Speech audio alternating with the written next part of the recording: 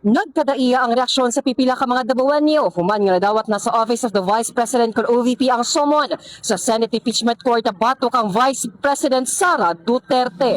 Sa pakikinabi sa DXDC Armandavo kang Lito, 43 anyos nga taga Tibungko, iyang gibutyag nga wala siya malipay nga nadawat sa OVP ang sumon at tungod kon buton ahon-naon. Wala matud pay sala si VP Sara ug ang angay unahon og padala og sumon mao ang mga nangurakot. Anong wala ko malipay kay butnoon wala man siya sala. Ang dapat tatagag sumon itong mga kurakot dili siya. Sa pikas bahin, gibutyag sab ni O'Hara Faulkner, 50 anyos nga usa ka dabawan niya og British citizen nga siya malipayon tungod pinaagi niini mapamatud-an ni VP Sara nga siya walay sala tungod nagatuusab siya nga kun anaa sa tama ang usa ka tawo wala kini angay kahadlukan.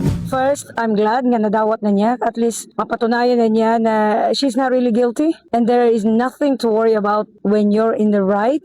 You have nothing to fear.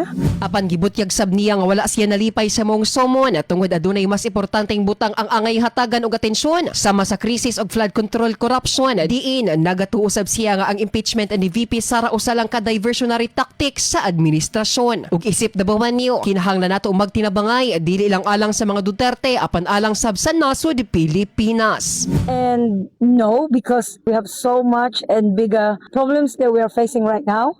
We have crisis, we have flood control corruptions, and impeachment of Sara is just really is a diversion of the administration. And I think Dabawenyo should go hand in hand and protecting not only for the Dutertes, but we should be able to unite for us Filipino to fight our country. Kay numduman nga ni adtong Mayo 20, 2026, gikumpirma sa Office of the Vice President nga nadawat na nila ang summon sa korte batok sa impeachment ni VP Sara. Kasama mo sa balita og serbisyo publiko, Radyo Manuel Duran at Tatak RMN.